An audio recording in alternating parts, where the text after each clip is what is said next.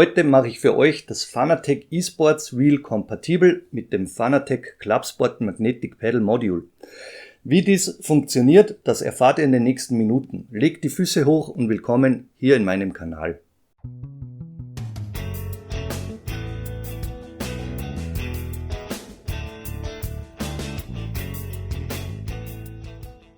Zu Beginn wie gewohnt der Disclaimer. Das nötige Adapterkabel wurde von SimRacing Machines zur Verfügung gestellt und ich bedanke mich dafür.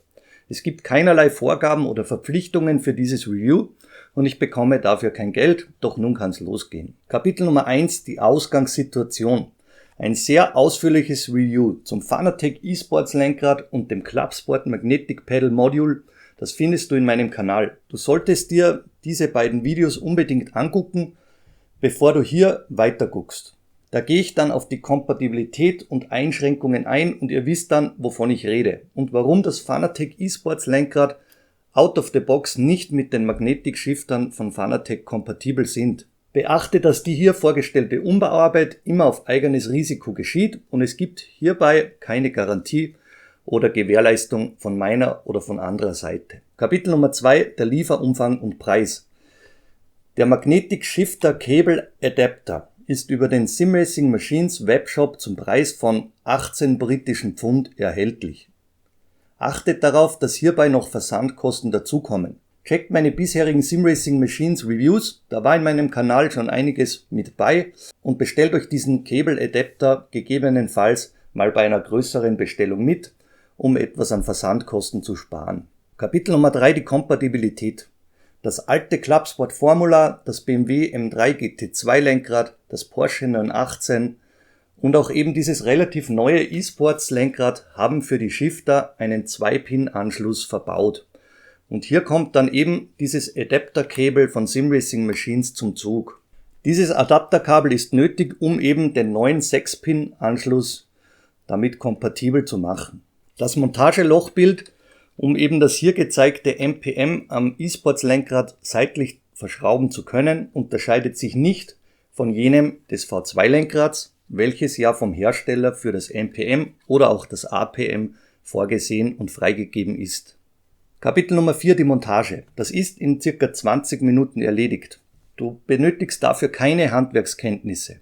Du demontierst die alte Shifter-Einheit, fädelst die Kabel, den Adapter ein und schraubst das Ding wieder zusammen. Achte darauf, dass die starken Magneten immer die Schrauben etwas anziehen und das Ganze etwas erschweren. Aber die Verkabelung ist gut zugänglich und beim eSports Lenkrad habt ihr im Inneren des Gehäuses ausreichend Platz, um die Kabel samt dem kurzen Adapterkabel unterzubringen.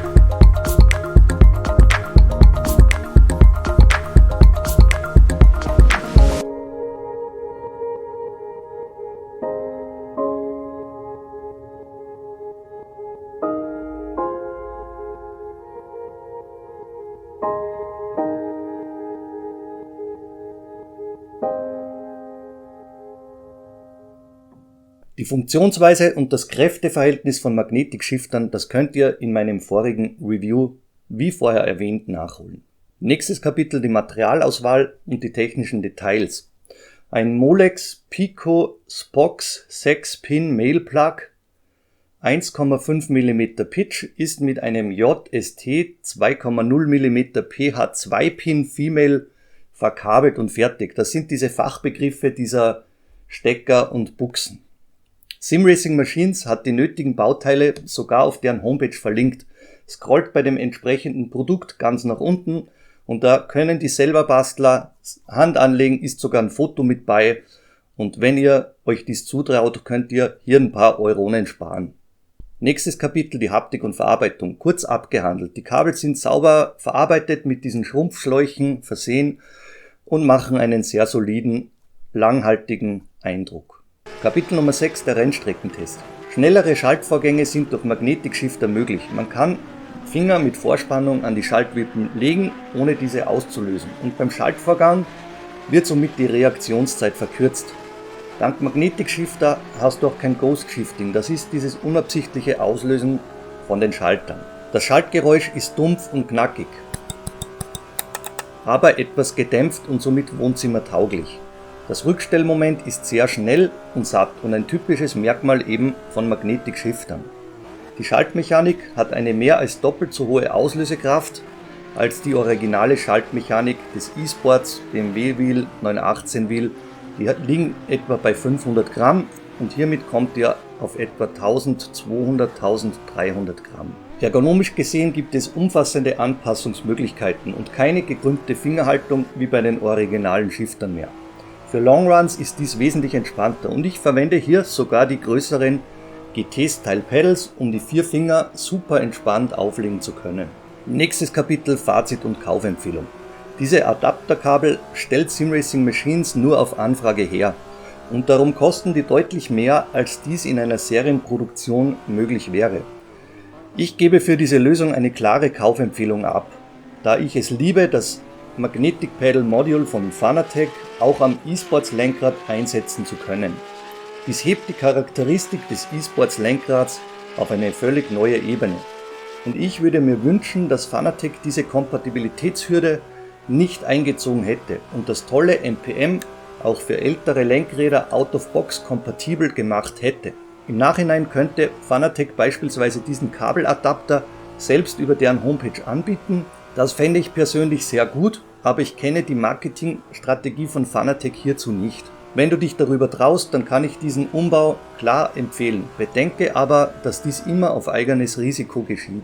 Vor dem Ausblick postet bitte unten in den Kommentaren mit rein, was ihr von dieser Umbaulösung von diesem Kabeladapter haltet, ob ihr daran denkt, diesen eventuell einsetzen zu können, um auch eure älteren Lenkräder oder das E-Sports Lenkrad kompatibel mit dem Magnetic Pedal Module zu machen. Weiter geht's mit einem sehr spannenden Ausblick.